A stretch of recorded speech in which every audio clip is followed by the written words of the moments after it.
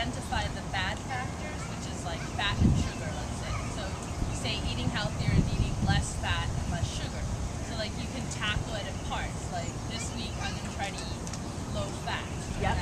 Or then like see how that goes and how easy that is for you. And then like the week after that you can say, okay, now I'm gonna tackle like eliminating sugar from my diet. And then right. like so that you don't have to be like, I'm gonna eat healthy and that's it. But like, you know, break it into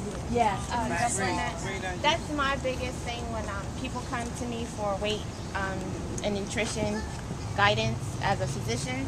So I just want to expand on what you're saying and then kind of talk about the contemplation thing. We shouldn't take the contemplation stage for granted.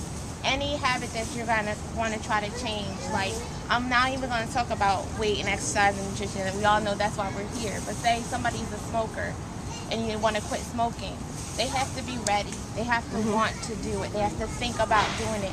If they say, okay, my grandfather just died of lung cancer, and I guess I want to just stop smoking. Actually, that's not even motivation enough. You have to really want to do it before it'll take place.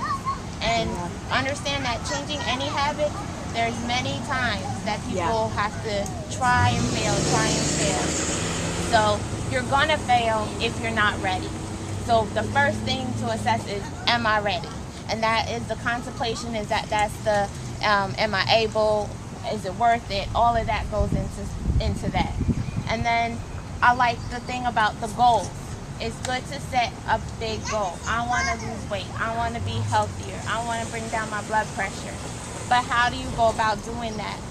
Some people, they want to say, okay, today I'm on the healthy kick. I'm going to go to the grocery store, like you said. I'm going to buy whole healthy stuff. I'm not going to eat chips. I'm not going to do this, And they have a whole bunch of stuff that they're trying to change at once. And they don't do it. That's not a surprise. You're not going to change everything all at once. So just pick one thing. I tell people, I see them probably at a monthly basis. And I first ask about, what are your downfalls? Tell me what your pitfalls. And that goes with the journaling. If it's better to write it down, you don't realize what you're putting in your mouth. But once you read it, you're like, oh, did I really eat all of that? Yeah. Or just make a mental note. What are your pitfalls? Ice cream, chips, whatever. Make a mental note of that. You might have a whole list of them, but just choose one thing. And I tell people to choose maybe two at the most, maybe one nutrition thing and one activity thing to change. And don't say, okay, so my downfall is ice cream. I love your example about the ice cream.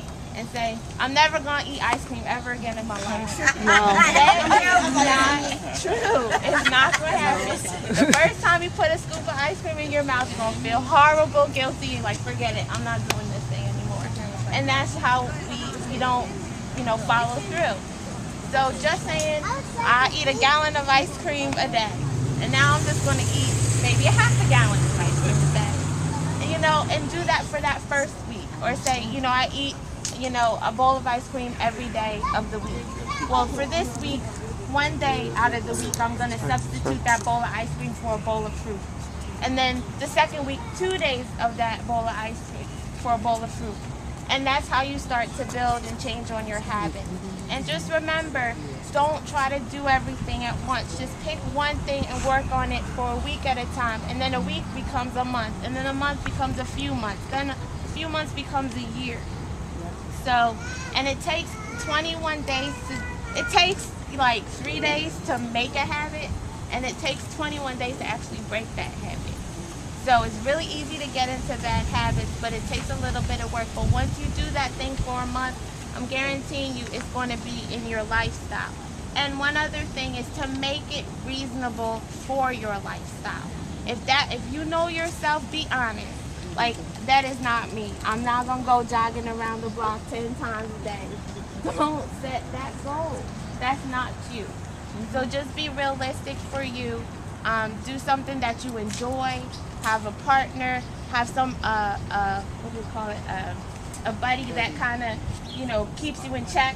Have uGO.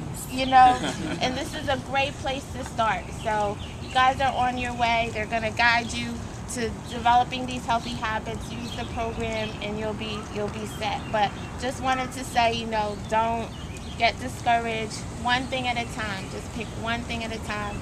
Make that your habit, and then add on to that as you go. Yeah.